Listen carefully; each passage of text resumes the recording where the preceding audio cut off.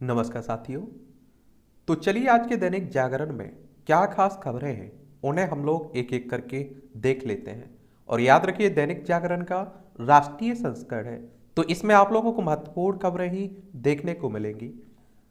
सनातन धर्म को लेकर उदयनिधि के बयान पर हंगामा, और उदयनिधि ने दोहराया सनातन उन्मूलन की बात करता रहूंगा। ये आप देखते हैं कि उदयनिधि स्टालिन है, ये आप देखेंगे तमिलनाडु के पॉलिटिशियन है। अगर तमिलनाडु को आप लोग देखें तो देखिए हमारा प्यारा भारत है, इसमें आप देखिए ये तमिलनाडु आपको देखने को मिल रही है। चेन्नई इसकी राजधानी है। 1 नवंबर 1956 में इसे राज्य बनाया गया था। ये आप देखिए आर एन रवि यहाँ के राज्यपाल हैं और एम के स्टालिन यहाँ के चीफ मिनिस्टर हैं। विधानसभा में 234 सीटें हैं, राज्यसभा में 18 सीटें हैं, लोकसभा में 39 सीटें हैं। 1,30,058 वर्ग किलोमीटर में आपका तमिलनाडु फैला हुआ है। इसकी सीमा आंध्र प्रदेश, कर्नाटक, केरल से लगती है। और आप सभी जानते हैं कि हमारे देश की राजनीति ही धर्म से चलती है, जातियों से चलती है। तो हम लोग ज़्यादा अपन को कुछ इसके बारे में सोचना नहीं है, बोलना नहीं है। भगौड़े को असाधारण मामले में ही दी जा सकती है अग्रिम जमानत। सुप्रीम कोर्ट ने एक महत्वपूर्ण फैसले में कहा है कि भगौड़ा घोषित किए गए अपराधी को असाधारण और बेले मामले में ही अग्रिम जमानत दी जा सकती है। सुप्रीम कोर्ट ने अभियुक्त को अग्रिम जमानत देने का पंजाब हरियाणा हाई कोर्ट का फैसला रद्द करते हुए इस मामले में ऐसी कोई असाधारण या दुर्लभ स्थिति नहीं है कहा है। और सुप्रीम कोर्ट की बात करें तो हमारा सीधे सी कह सकते हैं आप लोग सर्वोच्च न्यायालय, सबसे ऊपर का न्यायालय। और संवैधानिक संस्था है, संविधान के अनुच्छेद 124 के तहत इसकी स्थापना की बात की गई। 28 जनवरी 1950 में इसकी स्थापना हुई थी। और आप देखेंगे कि इसका हेड क्या है, और इसमें जो न्यायाधीश रहते हैं उनके उम्र कितनी रखी गई है, 65 साल सेवानिवृत्ति की। ठीक है। मुस्लिम ने आपत्तिजनक वीडियो किया प्रसारित, छात्रा ने दी जान। ये मुस्लिम युवक सावेज रिजवी के दुस्साहस में हिंदू छात्रा की जान लेगी, उसने नाबालिग का आपत्तिजनक वीडियो।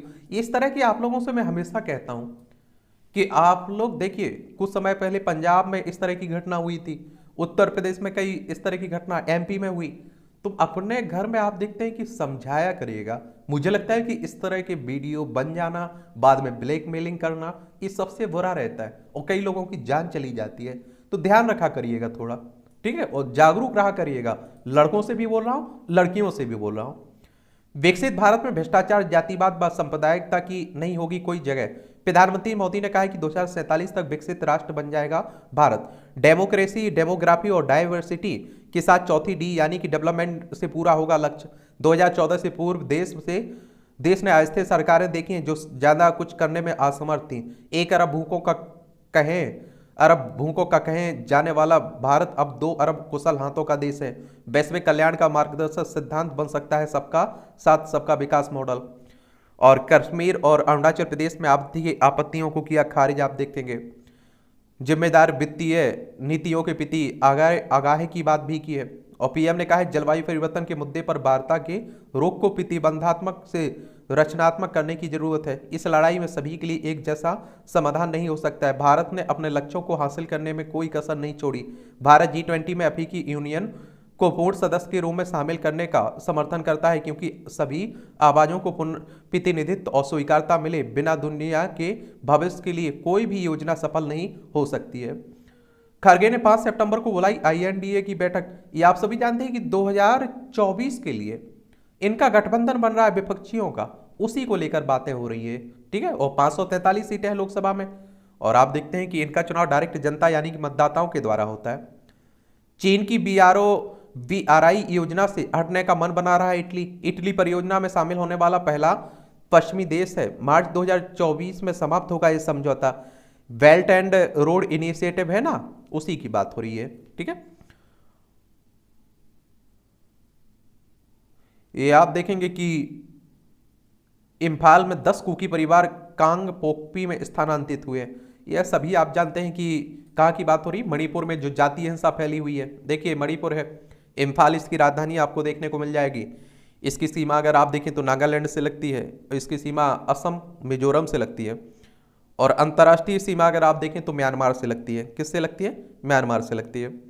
इसे 1949 में भारत में शामिल किया गया था। 1956 में आप देखते हैं कि केंद्र शासित प्रदेश बनाया गया था और 1972 में पूर्ण राज्य का दर्जा दिया गया था। विधानसभा में 60 सीटें हैं, राज्यसभा में 1 सीट है, लोकसभा में 2 सीटें हैं। कुल क्षेत्रफल है 22,327 वर्ग किलोमीटर में मणिपुर फैला हुआ है। अनुसुईया उइके यहाँ की राज्यपाल हैं। एन बीरेन सिंह यहाँ की चीफ मिनिस्टर यानी कि मुख्यमंत्री देखने को मिलेगा। सफलतापूर्वक बदली गई आदित्य एल की कक्षा। इसरो ने कहा है कि अब मंगलवार को फिर बदली जाएगी कक्षा। सूर्य का अध्ययन करने के अभियान पर निकला है आदित्य। और 16 दिनों तक पृथ्वी की कक्षाओं में चरणबद्ध रूप में घूमेगा, आप देखेंगे आदित्य। आप लोगों को यहाँ एक बात बतानी है कि इसरो हमारी अंतरिक्ष एजेंसी है, इसकी स्थापना कब हुई थी, ठीक है। बंगाल के राज्यपाल ने विश्वविद्यालय में रजिस्ट्रार की नियुक्ति पर जताई आपत्ति। राजभवन ने कहा है कि राज्यपाल विश्वविद्यालयों के कुलाधिपति होते हैं, उनके निर्देश पर ही सब कुछ होगा। ये आप देखते हैं ममता बनर्जी और इनके बीच भी काफी तनातनी चलती रहती है।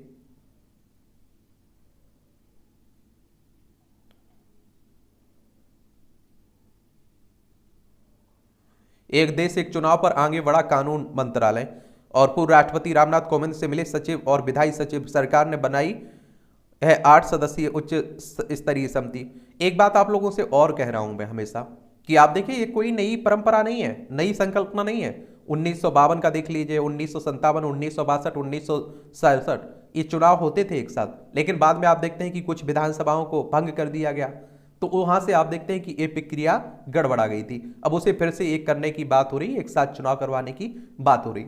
इसके बारे में एक सामान्य जानकारी आप लोग अपने पास नोट बना के जरूर रख लीजिएगा, क्योंकि इससे क्वेश्चंस पूछे जाने की पूरी संभावना है। प्रीलिम्स में, मुख्य परीक्षा में, निबंध भी पूछा जा सकता है आपसे, तो ध्यान दीजिएगा इस पर, ठीक है।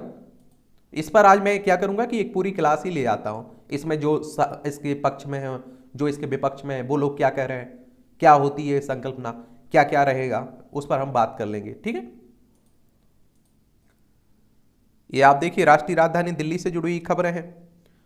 मेहमान देशों की सुरक्षा एजेंसियां भी अभ्यास में हुई शामिल। ये आप देखिए G20 की सम्मेलन की बैठक होने वाली है। G20 की बात करें तो ग्रुप ऑफ 20, इसकी स्थापना 26 सितंबर 1999 में हुई थी। अंतर्राष्ट्रीय संगठन है, वैश्विक अर्थव्यवस्था में प्रमुख मुद्दों पर चर्चा करने के लिए व्यवस्थित रूप से महत्वपूर्ण औद्योगिक और विकासशील अर्थव्यवस्थाओं का एक साथ लाने का काम है इसका। 20 सदस्यों में देखें तो अर्जेंटीना हो गया, ऑस्ट्रेलिया, ब्राजील, कनाडा, चीन, France, Germany, Bharat, Indonesia, Italy, Japan, Mexico, दक्षिण कोरिया, रूस, सऊदी अरब, दक्षिण अफ्रीका, टर्की, यूनाइटेड किंगडम, संयुक्त राज्य अमेरिका और यूरोपीय संघ आप लोगों को देखने को मिलेगा इसमें।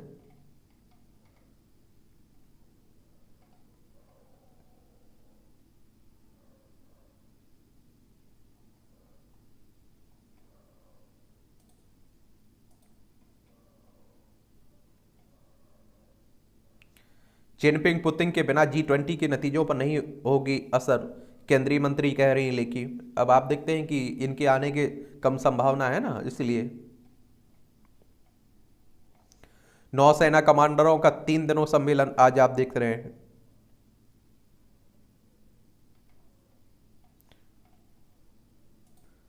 अब आप देखिए राजनीति से जुड़ी ही खबरें हैं। एक दूसरे पर आप देखते हैं आरोप प्रत्यारोप खूब चलता रहता है।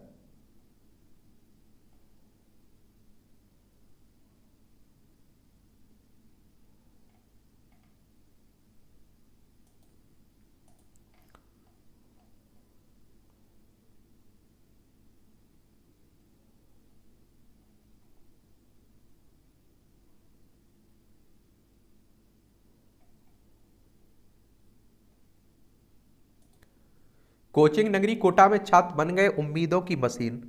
और आप देखते हैं कि आए दिन यहाँ आत्महत्याएं भी हो रही हैं। और इसके कई कारण हैं। एक तो आप देखते हैं कि आजकल जो होड़ लगी हुई है ना, बच्चे अपना फैसला ले ही नहीं सकते। उन्हें डॉक्टर बनना है, आईएएस बनना है, या आप देखिए पीसीएस बनना है, उनके माँ बाप तय करते हैं।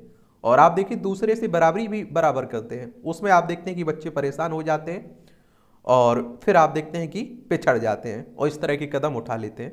तो मुझे लगता है कि बच्चों को समझा करिएगा, उन्हें देखा करिएगा। और अगर वो आप देख रहे हैं डिप्रेशन में जा रहे हैं, अवसाद में जा रहे हैं, एंजाइटी में जा रहे हैं, तो उन्हें आप लोग समझा करिए, उनकी बातों को सुना करिएगा, ठीक है।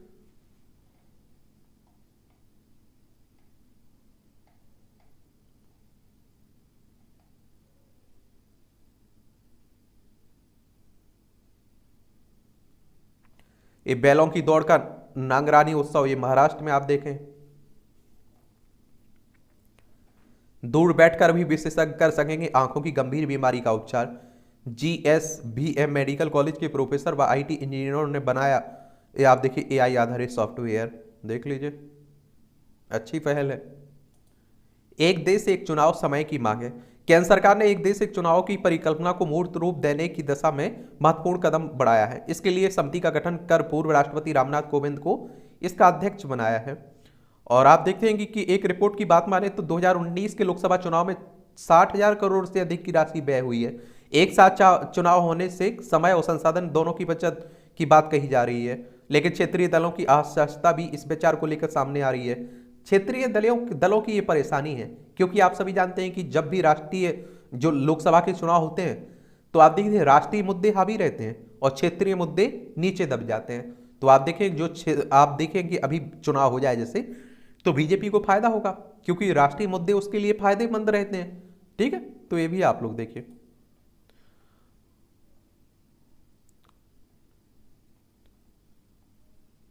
विकास की राह रोकते हैं बार बार, हर साल आप देखते हैं चुनाव कहीं ना कहीं होती रहती हैं। विशेषज्ञों के अनुसार सरकार को सबसे पहले एक देश एक चुनाव विधेयक को कम से कम आधे राज्यों की विधानसभा से पारित कराना होगा। इसके बाद संविधान संशोधन के जरिए इसे संसद के दोनों सदनों में से पारित करना होगा और फिर राज्यों की सहमति के आधार पर इसे लागू करना होगा। चलिए आज हम लोग इसके बारे में विस्तार से बात कर लेते हैं। ठीक है, परेशानी होना है, एक पूरी क्लास ले आता हूं और उसमें सभी पक्षों को देख लेंगे, तो आप लोग जरूर उसके नोट्स बना के अपने पास रख लीजिएगा। अब आप देखिए ये संपादकीय पाठ है, ये आपको प्रीलिम्स में, मुख्य परीक्षा में, इंटरव्यू में हर जगह मदद पहुंचाता है। एक सामान्य जानकारी मिलती है आप लोगों को यहाँ से। तबाही की ओर जाता पाकिस्तान, देखिए इसकी बात हो रही है। लद्दाख, जम्मू कश्मीर, पंजाब, राजस्थान, गुजरात की सीमा लगती है पाकिस्तान से, इसी पाकिस्तान की बात हो रही है। 1947 तक हमारा हिस्सा था। कुछ समय पहले तक पाकिस्तान में काफी कुछ ठीक रहा था, लेकिन अब सब कुछ गड़बड़ है। वर्ष 2017 में पाकिस्तान की जीडीपी में 5.2% की वृद्धि दर्ज हुई थी और अंतर्राष्ट्रीय पत्रिका द इकोनॉमिस्ट ने 2017 में पाकिस्तान को सबसे तेज से वृद्धि करने वाला मुस्लिम देश बताया था। उस समय प्रधानमंत्री रहे नवाज शरीफ के अमेरिका, चीन और इस्लामिक देशों विशेषकर संयुक्त अरब अमीरात और सऊदी अरब के शाही परिवारों के साथ बढ़िया रिश्ते थे। चीन पाकिस्तान आर्थिक गलियारे यानी कि सीपैक का काम पूरी तेजी पर था। पाकिस्तान के भविष्य से जुड़े संकेतक सही दिशा में थे। फिर 2022 तक आते आते सब कुछ बदरंग दिखने लगा। गुलाम कश्मीर सहित पूरे पाकिस्तान में अराजकता की स्थिति उत्पन्न हो गई है। गुलाम कश्मीर में भारत के साथ विलय की मांग करते प्रदर्शनकारियों के वीडियो वायरल होने लगे और पाकिस्तान में महंगाई अप्रत्याशित रूप से बढ़कर करीब 40% तक पहुंच गई। बिजली के दामों में बेहताशा वृद्धि से परेशान लोगों ने पिछले दिनों बंद का ऐलान किया, जो पूरे देश में प्रभावी दिखा। पाकिस्तानी रुपया डॉलर के आगे कराते हुए 300 रुपये के स्तर को भी पार कर गया है। वहाँ आटे जैसे आप देखिए वस्तुओं की किल्लत हो गई है। याद रहे कि यह वही इलाका है जिसे विभाजन पूर्व भारत का अन्नदाता कहा जाता था। वहाँ लोग भूखमरी के शिकार हो रहे हैं। महंगाई के सामने वहाँ की कार्यवाहक सरकार असहाय और निरुपाय दिख रही है। पाकिस्तान में स्थितियां इमरान खान के सत्ता संभालने के बाद से बिगड़ने शुरू हो गई थी। क्रिकेटर से नेता बने इमरान के पास कोई प्रशासनिक अनुभव नहीं था और उनका अड़ियल और अहंकारी रवैया जग जाहिर रहा है। इमरान ने अपनी राजनीति चमकाने के लिए कट्टरपंथियों के साथ गलवाहियां करने से भी परहेज नहीं किया। उन्हें कोई अंदाजा ही नहीं था कि पाकिस्तान की आर्थिकी किस प्रकार चलती है। साथ ही वह देश के संस्थाओं और उनके संचालन से भी अनभिज्ञ थे। और आप देखिए यह आर्थिक नीति में अनुभवहीनता का ही परिणाम था कि उनकी सरकार ने 3 वर्ष और 8 महीने की अवधि में 52 अरब डॉलर का कर्ज लिया, जो पाकिस्तान की आर्थिक के लिहाज से बहुत ज्यादा था। स्थिति ऐसी बनी कि पाकिस्तान के वार्षिक राजस्व संग्रह से अधिक कर्ज की देनदारी हो गई। पाकिस्तानी रुपये के अवमूल्यन के गलत फैसले से आर्थिक तबाही ने पाकिस्तान को अपनी चपेट में लिया और जिस सीपैक परियोजना से पाकिस्तान अपनी तरक्की की आस लगाए बैठा था, वह भी इमरान की नीतियों के चलते अटकती गई। अब पाकिस्तान बिखराव की ओर बढ़ रहा है। सेना और राजनीतिक बिरादरी के बीच पसंद नापसंद का खेल हाल तक पर्दे के पीछे चलता रहा, लेकिन इमरान खान के चलते यह कड़वाहट पूरी तरह सतह पर आ गई है। मई में इमरान की गिरफ्तारी के बाद जो हुआ वह पाकिस्तान के इतिहास में पहले कभी नहीं देखा गया। इमरान के समर्थकों ने सैन्य प्रतिष्ठानों पर हमले में जमकर उत्पाद मचाया। और सैन्य अधिकारी देखते रह गए। हालांकि उसके बाद से सेना ने अपनी पकड़ मजबूत करने के लिए एक के बाद एक दांव आजमाए और उसने कुछ तत्वों की धरपकड़ के साथ ही जो कार्रवाई की उसमें इमरान की पार्टी ने में खलबली मचाई और जिससे कई नेता इमरान का साथ छोड़कर चलते बने। सेना के लिए परेशानी की बात यही है कि इस सब के बावजूद इमरान की लोकप्रियता और बढ़ने पर है और 6 साल पहले तक जो देश सही ढर्रे पर जाता दिख रहा था वह पटरी से कैसे उतर गया। आंतरिक पहलू तो जो है सो है और उनमें आप देखिए इतर प्रधानमंत्री मोदी के रणनीतिक दाव से भी पाकिस्तान की हालत पस्त है और ऐसे रणनीतिक दाव के लिए ही आचार्य चाणक्य ने चाणक्य नीति का सिद्धांत प्रतिपादित किया था। चाणक्य नीति का अर्थ है कि बिना युद्ध में उतरेबाजी अपने नाम कर ली जाए। चाणक्य ऐसे युद्ध में विश्वास रखते थे जिसमें प्रत्यक्ष लड़ाई के बजाय दुश्मन को भावनात्मक रूप से तोड़ दे ताकि उसका मनोबल रसातल में पहुंच जाए। पाकिस्तान को लेकर मोदी नीति भी कुछ इसी प्रकार की रही है। मोदी ने कई देशों का दौरा किया और वैश्विक नेताओं के साथ व्यक्तिगत संबंध बढ़ाए। इसका खाका तैयार करने में अजीत डोभाल और एस जयशंकर की अहम भूमिका रही है। जयशंकर तब विदेश मंत्रालय में सचिव थे और इस नीति से जुड़े समग्र प्रयास का परिणाम रहा कि पाकिस्तान विभिन्न अंतर्राष्ट्रीय मंचों पर अलग थलग पड़ता गया। मोदी के साथ प्रगाढ़ संबंधों के चलते उन तमाम देशों ने भी पाकिस्तान के लिए मदद के दरवाजे बंद कर दिए जो पारंपरिक रूप से उसकी सहायता करते आए थे। और जब तब पाकिस्तान के सिर पर फाइनेंशियल एक्शन टास्क फोर्स यानी कि FTA की तलवार लटकी रही तब तक वह IMF से उसे राहत पैकेज भी नहीं मिल पाया। मोदी के इन प्रयासों का ही परिणाम रहा है कि पाकिस्तान के हाथ तंग होते गए और कश्मीर में वह चाहकर भी अपने नापाक मंसूबों को अंजाम नहीं दे पाया। मोदी ने जम्मू कश्मीर आप देखते अनुच्छेद 370-35 की जकड़न से मुक्ति दिलाई। उसके बाद से अशांत कश्मीर घाटी में शांति और समृद्धि की नई बयार महसूस हो रही है। वहाँ 22 से 24 मई के बीच G20 के बैठक के दौरान विदेशी प्रतिनिधियों ने भी परिवर्तन को महसूस किया। पूरी दुनिया कश्मीर में आकार ले रहे बदलाव को देख रही है और एक और जहां भारत में कश्मीर की प्रगति के नए पंख लग रहे हैं वहीं पाकिस्तान के कब्जे वाले गुलाम कश्मीर से नागरिकों के लगातार दमन और उत्पीड़न की खबरें आ रही। यही कारण है कि सीमा के इस पार भारतीय नागरिकों की दशा में हो रहे सुधार को देखते हुए गुलाम कश्मीर के लोगों में भी पाकिस्तानी शिकंजे से मुक्त होने की इच्छा जोर पकड़ रही। भारत सरकार को इस भावनाओं और संसद द्वारा पारित उस संकल्प की दिशा में आगे बढ़ने पर विचार करना चाहिए जिससे देश की सबसे बड़ी पंचायत ने एक मत से पूरे कश्मीर के भारत में एकीकरण पर सहमति जताई।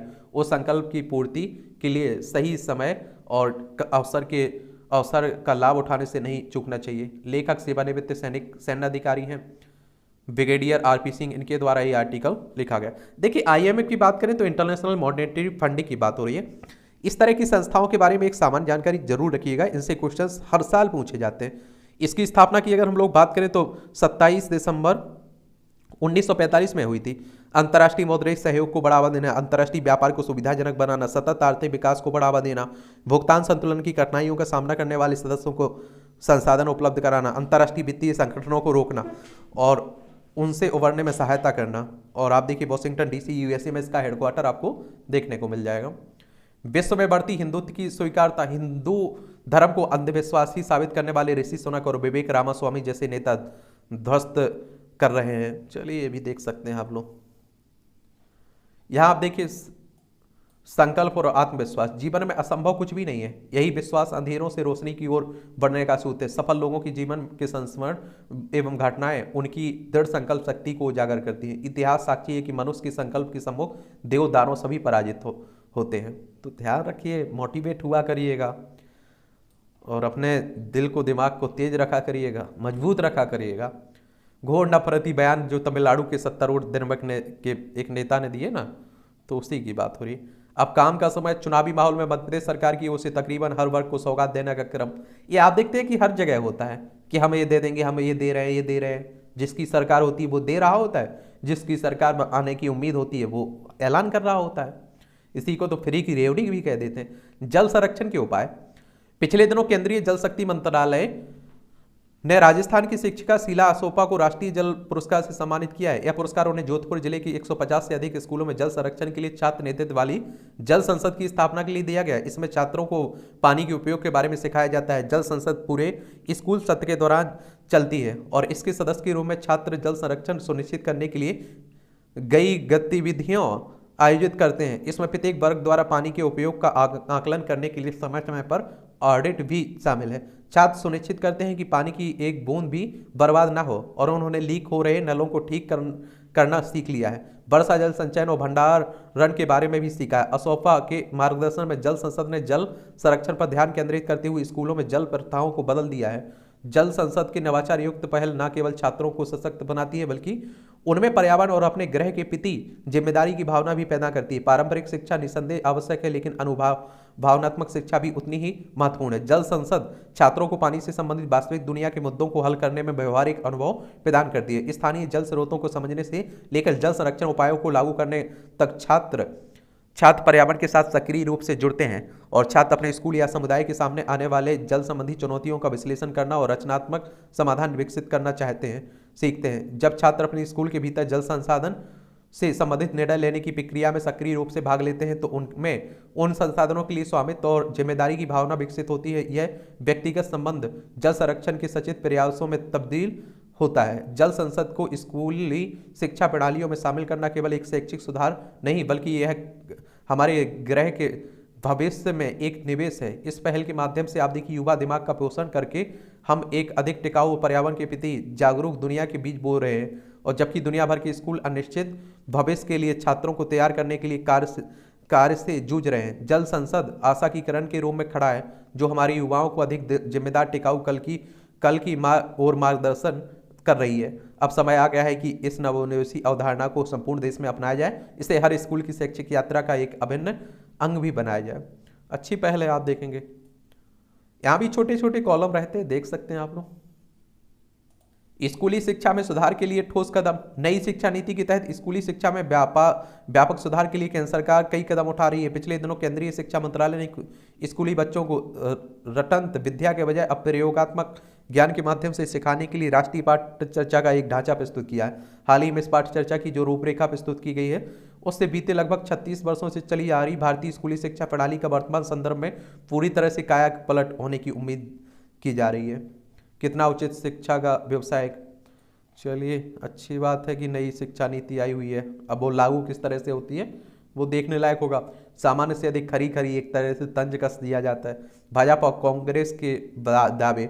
छत्तीसगढ़ में भी चुनाव है विधानसभा का। ब्रिक्स विस्तार के निहितार्थ। ब्रिक्स देशों के सम्मेलन में इस संगठन के विस्तार का निर्णय लिया गया है जो इसकी बढ़ता महत्ता को दर्शाता है। साथ ही यह विकासशील देशों की एक प्रमुख आवाज के तौर पर भी उभर रहा है। या आप देखिए ब्रिक की बात हो रही है ना, जिसमें आप देखते हैं कि ब्राजील हो गया, आपका भारत हो गया। इसकी स्थापना के बारे में याद रखिए। और कब 2009 में इसकी स्थापना हुई थी। Russia, China, India, Brazil, South Africa 2010 में शामिल हुआ था। 5 सदस्य हैं। अब इसमें बढ़ाने की बात हो रही है ना। अभी हाल ही में 15वां बैठक हुई है उसी में। चलिए, तो वही देख ली। महंगाई के खिलाफ समय पर कदम उठाए केंद्रीय बैंक। हमारे प्रधानमंत्री साहब कह रहे हैं डीलरों को दी जाने वाली वस्तुओं पर मांग सकते हैं आईटीसी। Info tax credit. शीर्ष 10 में से 7 कंपनियों का बाजार पूंजीकरण घटा। बीएसई ने जेएफएसएल की सर्किट सीमा बढ़ाई। शेयर बेचकर 250 करोड़ रुपए जुटाएगी PSB, Punjab and Sind bank. Walmart ने फ्लिपकार्ट में हिस्सेदारी बढ़ाई। सुनक ने जल्दीबाजी में भारत के साथ व्यापार समझौते से किया इनकार, ब्रिटेन के प्रधानमंत्री ने। मॉर्गन स्टैनली ने भारत की विकास दर का अनुमान बढ़ाया। 6.2% से बढ़कर 6.4% रहने का अनुमान जताया। वित्तीय जानकारी देने वाले इन्फ्लुएंसर पर सेबी की सख्ती। सेबी की बात इस संगठन के बारे में याद रखिए क्योंकि ये भी क्वेश्चंस बन जाते हैं कई बार। Security and exchange board of India की बात हो रही। इसकी स्थापना कब हुई थी? इसका हेडक्वार्टर कहाँ देखने को मिलेगा? मुंबई में। कहाँ? महाराष्ट्र, मुंबई में। 12 अप्रैल 1988 में इसकी स्थापना हुई थी। रूस से तेल आयात 7 माह के निचले स्तर पर। आप देखिए बारिश के चलते अगस्त में लगातार तीसरे महीने घटा आयात।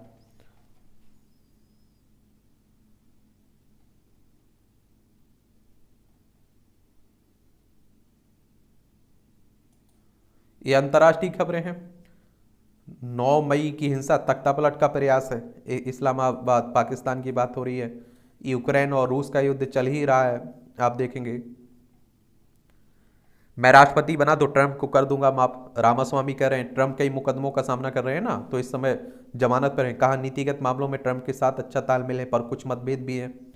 ये आप देखिए विवेक रामास्वामी हैं। अब मोबाइल पर चला सकेंगे एक और व्हाट्सएप अकाउंट। देखिए, मंगोलिया में पोप फ्रांसिस ने चीन के लोगों को दी विशेष शुभकामनाएं। सिंगापुर के भारतवंशी मंत्रियों ने पीएम के भाई पर किया मानहानि का मामला। देख लीजिए, भारत मंत्रियों ने प्रधानमंत्री ली सीन लुंग के छोटे भाई पर। उत्तर कोरिया ने परमाणु हमले जैसा अभ्यास किया। ये उत्तर कोरिया आप लोग देखेंगे तो देखिए, दक्षिण कोरिया ऊपर उत्तर कोरिया देखने को मिलेगा। यहाँ भी एक सनकी शासक बैठा हुआ है, कभी भी कोई भी निर्णय लेता रहता है। काहिरा में त्रिसेवा सैन्य अभ्यास। काहिरा में चल रहे हैं ब्राइट स्टार 23 अभ्यास के दौरान मिस्र की वायुसेना के विमानों में भारतीय वायुसेना के IL-58 विमान। चलिए, हंगरी का इंटरैक्टिव संग्रहालय। हंगरी की राजधानी बुडापेस्ट में इंटरैक्टिव संग्रहालय विशाल स्पोर्ट्स की स्थापना की गई। यह एक अपनी तरह का पहला और अनोखा संग्रहालय। इसमें केवल पोस्ट की गई जानकारी को पढ़ने के बजाय आगंतुक व्यवहारिक अनुभवों के माध्यम से किए रूप से भाग लेने में सक्षम है। इरिट्रियन शरणार्थियों को जल्द किया जाए निर्वासित। नेतन्याहू कह रहे हैं सभी अफ्रीकी शरणार्थियों को भी देश से निकालने की योजना बनाने का आदेश। इस हिंसा से इजरायल में प्रवासियों के मुद्दों को एक बार फिर हवा दी है। ये आप देखिए, खेल का क्षेत्र है और हमारे देश में तो आप देखते हैं सबसे ज्यादा क्रिकेट ही पसंद किया जाता है। बांग्लादेश ने सुपर 4 की आशा को जीवित रखा। नेपाल में क्रिकेट के प्रति दीवानगी चरम पर है। देख लीजिए, बीसीसीआई की AGM 25 को पद में पर बने रहेंगे सभी पदाधिकारी। भारतीय क्रिकेट बोर्ड की बात हो रही है। जिम्बाब्वे के पूर्व कप्तान हीथ स्ट्रीक का कैंसर से डेथ हुई गई। क्रिकेटर थे। हरमनप्रीत WBBL ड्राफ्ट में चुनी गई एकमात्र भारतीय। दीक्षा संयुक्त तीसरे स्थान पर किसकी? भारत की दीक्षा डागर ने अंतिम 9 हॉल में अच्छा प्रदर्शन करके KPMG महिला आयरिश ओपन गोल्ड टूर्नामेंट के तीसरे दौर में 1 अंडर 71 का कार्ड खेला है। PM मोदी ने पुरुष हॉकी टीम को बधाई दी है 5S एशिया कप का खिताब जीतने के बाद। आप देखिए आई ना, ये पूर्व एम्पायर पीलू का निधन। टेस्ट क्रिकेट में तटस्थ एम्पायरिंग करने वाले पहले एम्पायरों में सम्मिलित भारत की पीलू रिपोर्टर का रविवार को डेथ हो गई इनकी। अलकराज और पेगुला चौथे दौर में पहुंचे US ओपन में। मोहन बागान ने जीता डूरंड कप। मानवीय संवेदना से स्वर्ग के शिखर तक। चलिए, ये आप देख लिया अगर। ये दक्षिण अफ्रीका के रंग नदीन गोडीमर। ये दक्षिण अफ्रीका में रंगभेद और नस्लीय पृथक्करण का लंबा इतिहास था, जिसका विरोध गांधी जी और नेल्सन मंडेला जैसे दिग्गजों ने भी किया था। ये एनी अर्नोक्स फ्रेंच लेखिका हैं। विस्लावा सिम्बोर का ये पोलिश भाषा की इस कवियत्री की ख्याति उनके लिखे निबंध और प्रसिद्ध कृतियों के अपने भाषा में किए गए अनुवाद के लिए है। विश्व फलक पर ओपेरा संगीत।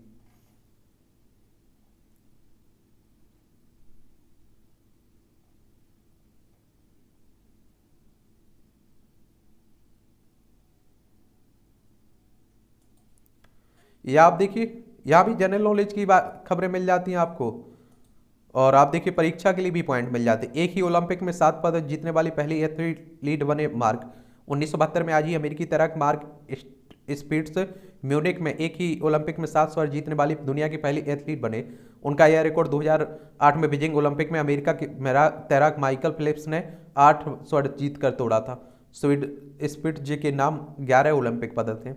लैरी पेज और सर्गेई ब्रिन ने की सर्च इंजन गूगल की स्थापना 1998 में। आज ही अमेरिका में सर्च इंजन गूगल की स्थापना की गई। इसकी शुरुआत स्टैनफोर्ड यूनिवर्सिटी के शोधार्थी और छात्र लैरी पेज और सर्गेई ब्रिन ने एक शोध परियोजना के रूप में की थी।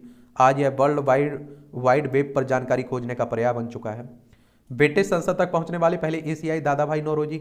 महान राजनीतिक एवं विद्वान दादाभाई नौरोजी का जन्म 1825 में आज ही मुंबई में हुआ था। उनका राजनीतिक करियर 1874 में बड़ौदा के महाराजा के दीवान के रूप में शुरू हुआ। भारतीय राजनीतिक, सामाजिक और साहित्यिक विषयों पर विचार करने के लिए 1865 में लंदन इंडिया सोसाइटी का गठन किया।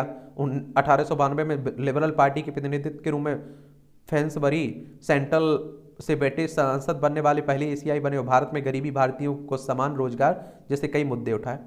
1000 से अधिक वर्ष पुरानी सैरामिक कलाकृति मिली है। आप देखें पेरू की राजधानी लीमा से 900 किलोमीटर दूर। बचपन में एलर्जी के सामान्य कारण का पता चला। बच्चों की आंत में मौजूद रहने वाले बैक्टीरिया के पाए गए एलर्जी से संबंध।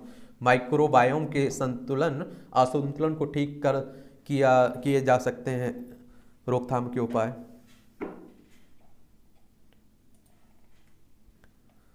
अधिक समय मोबाइल देखने से बच्चों में हो सकती है विकास संबंधी समस्याएं। आजकल मोबाइल भी परेशानी बन रहा है। जीन थेरेपी से लिवर कैंसर के इलाज की नई संभावनाएं। विरेकर की तरह काम करने वाले माइको आरएनए 22 पैदा करने को प्रेरित करती है यह थेरेपी, और इससे कैंसर को बढ़ाने वाले प्रोटीनों का उत्पादन रोकने में मिलती है मदद। अध्ययन में ऐसा दिखा सर। 5 सप्ताह के अध्ययन में पाया गया कि अनुपचारित चूहों का लीवर बड़ा हो गया, जो उसके शरीर के वजन का 33.5% था। लीवर के बेहतर फंक्शन से मिले इसमें संकेत भी। MIR-22 और लिनवाटिनिब दोनों ने अनौपचारिक चूहों की तुलना में लीवर कैंसर के विकास को रोक दिया है। हालांकि MIR-22 से उपचारित चूहों में लिनवाटिनिब उपचारित चूहों की तुलना में विषाक्तता के बिना लंबे समय तक जीवित रहने की संभावना थी। चोरी करने गए चोर ने बैंक सुरक्षा की तारीफ की। करीमनगर तेलंगाना की बात है। या आप देखिए मूवियों से जुड़ी खबरें रहती है, पढ़ना हो तो पढ़ लिया करिएगा। इस तरह से आप देखेंगे कि आज के न्यूज़पेपर की कहानी खत्म होती है। आप लोग पढ़ते रहिए, एंजॉय करते रहिए। आपका कोई सवाल हो मेरे लिए, सुझाव हो तो आप लोग बता सकते हैं। ठीक है।